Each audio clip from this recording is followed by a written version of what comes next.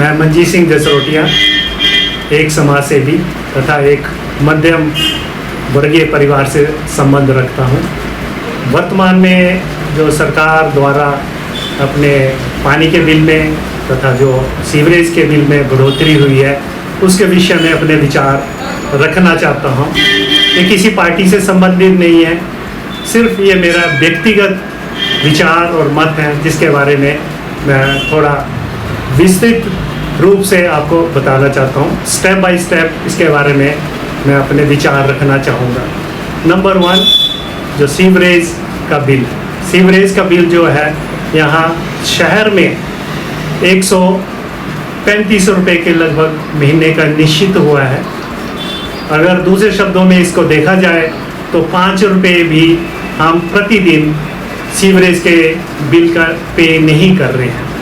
कोई भी परिवार है, उस परिवार में 5-6 सदस्य तो अक्सर होते हैं, और अगर किसी ने अपना थोड़ा सा मकान बड़ा है तो उसमें किराएदार रखे हैं, तो किराएदार भी जो टॉयलेट की सुविधा का उपयोग कर रहे हैं, और हमें 10-12 लोगों को उस सुविधा का प्रयोग करने पे मात्र 5 रुपये प्रतिदिन दिए जा रहे हैं, जो कि नहीं के बराबर है, खर्चा नहीं के बराबर है। वेयर अगर हम कहीं बाज़ार में जाते हैं और कुछ महिलाएं हैं या हमें टॉयलेट की सुविधा का उपयोग करना पड़ता है, जो शहर में 16 शौचालय बने हुए हैं, अगर वहाँ पर हमारी मातृशक्ति जाती है तो उनको 10 रुपये देने पड़ते हैं, और अगर हमें वहाँ टॉयलेट यूज़ करना पड़े तो 10 रुपये का भुगतान करके हम उस सुविधा का उपयोग कर सकते हैं।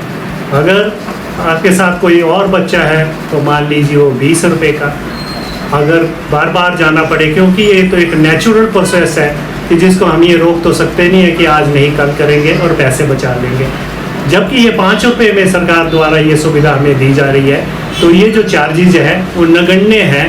तो हमें सरकार के द्वारा दिए गए जो ये प्रयास हैं उनकी सराहना करनी चाहिए, क्योंकि जो सीवरेज की व्यवस्था होती है वो उस पर कितना खर्चा आता है, उसको गाँव तक लेके जाना पड़ता है, कई हज़ारों लाखों रुपए उसमें खर्च होते हैं। तो सरकार के पास भी कोई ये टकसाल मशीन तो है नहीं कि वहाँ से पैसे प्रिंट हो जाएंगे, नोट प्रिंट हो जाएंगे और उसके व्यय कर लिया जाएगा। तो जनता से धीरे धीरे कुछ करके जनता की कंट्रीब्यूशन होती है, और एक हमारी ये वेलफेयर स्टेट है जिसमें हमें भी सरकार की सहायता के लिए कंट्रीब्यूशन करना चाहिए।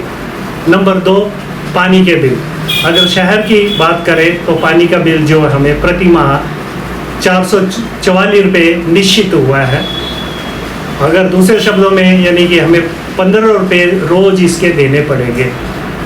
अगर ये जितना पानी हम यूज़ करते हैं उसके बारे में हम एक चर्चा करें या उसके बारे में विचार करें तो आपको लगेगा कि ये भी जो है, जो वृद्धि है, ये भी एक बिल्कुल मामूली वृद्धि है।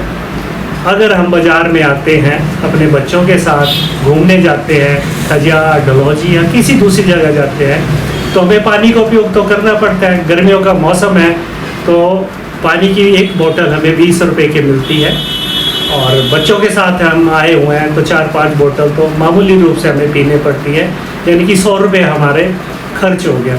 वेयर पानी का बिल जो हमें उसके बदले में सिर्फ 15 रुपये देने पड़ रहे हैं। पानी हम कहाँ कहाँ उपयोग करते हैं उसके बारे में बताना चाहूँगा।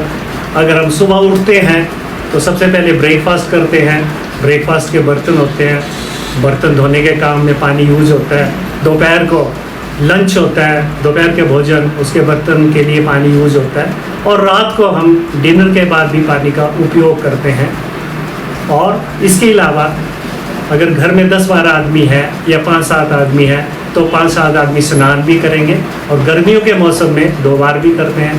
तो 10 आदमियों ने 2 बार पानी का इस्तेमाल किया, और कितना पानी यूज़ करते हैं इसकी हम गिनती नहीं करते हैं कि कितने लीटर किया। नंबर 3, घर में कपड़े होते हैं, कपड़े धोने के काम पानी यूज़ किया जाता है, उसके बारे में भी कोई हिसाब नहीं होता है। और नंबर 4, अगर हमें फूलबाड़ी का शौक़ है, हमें पौधे लगाने का शौक़ है, तो हम पौधों को भी पानी देते हैं।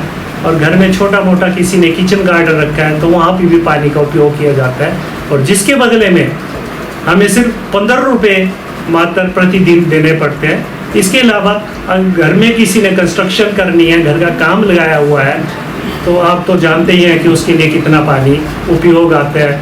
जिस दिन लैंडर होता है उस दिन कितना पानी उपयोग होता है। तो उसके लिए कोई भी सरकार हमसे ज़्यादा पैसे वसूल नहीं करती है, वो मात्र 15 रुपये से जो है हम उसका उपयोग कर रहे हैं। तो मेरा ये मानना है कि हमें विरोध उस चीज़ का करना चाहिए जिस चीज़ को हम दे पाने में असमर्थ हैं।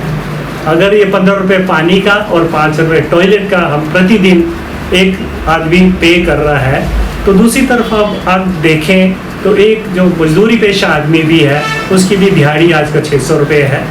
यानी कि 600 रुपये में अगर दोनों को मिला के चले तो हमें 600 रुपये का इसका मासिक भुगतान करना पड़ता है। और कोई भी है जो मजदूरी पेशा आदमी भी है वो भी एक दिहाड़ी इसके लिए स्पेयर कर सकता है, क्योंकि ये मूलभूत सुविधाएं हमें सरकार दे रही है। और जहाँ पानी नहीं है वहाँ पानी ले जाने के लिए पाइप बिछानी पड़ती है, नए नए डिवीज़न खोलने पड़ते हैं, नए नए सब डिवीज़न खोलने पड़ते हैं, नए रोजगार के अवसर जो है वो सृजित किए जाते हैं। तो उसके लिए सरकार को पैसे की ज़रूरत होती है। तो ये जो अभी माननीय मुख्यमंत्री ने और उप मुख्यमंत्री ने जिनके पास ये जल शक्ति विभाग है, ये जो वृद्धि की है वो एक तर्क संगत है। और ये आप ये भी देख रहे हैं कि ये वृद्धि भी है जो लगभग 25 साल के बाद की गई है। और किसी भी व्यक्ति को मैं ये मानता हूँ कि 15 रुपये या 20 रुपये दोनों चीज़ों का प्रयोग करने के लिए कोई बर्डन नहीं पड़ रहा है। तो दूसरा एक और यहाँ पे आपत्ति की जाती है कि 2 महीने के बाद जो बिल आता है, 2 महीने के बाद 444, 888 रुपये का बिल आता है। तो बिल वो आता है जो हम पैसा पानी यूज कर चुके हैं। अगर ये जून महीना है तो हमने अभी जो बिल का भुगतान किया है वो अप्रैल और मई का किया है। तो जो चीज़ हम उपयोग कर चुके हैं 2 महीने में, उसके 2 महीने के बाद उसका भुगतान किया जाता है। लेकिन अगर आप दूसरी तरफ देखें, कहीं भी हम जा रहे हैं, अगर हम बस में बैठे तो पहले हमें टिकट लेनी पड़ती है, फिर कंडक्टर साहब हमें बस में बैठने की अनुमति देते हैं। अगर हम सिनेमा देखने जा रहे हैं तो पहले हमें टिकट खरीदनी पड़ती है, फिर हम अंदर सिनेमा देखने के लिए जाना पड़ता है। बाजार में हम कुछ खान पान कर रहे हैं तो हमें पैसे देने पड़ते हैं, उसके बाद हमें उस चीज़ का उपयोग करने दिया जाता है। मेरे स्टाफ की कमी के कारण अगर ये 2 महीने के बाद लिया जा रहा है तो इसमें भी कोई विरोध करने वाली बात नहीं है। एक मेरे व्यक्तिगत विचार है जो मैंने रखे हैं, और मैं समझता हूँ कि जो आपके चैनल के माध्यम से लोग ये सुन रहे होंगे, उसके बारे में अवेयर हो रहे होंगे, वो आने वाले दिनों में किसी भी उस बात का विरोध नहीं करेंगे जिसके बारे में उनको डिटेल में पता नहीं है।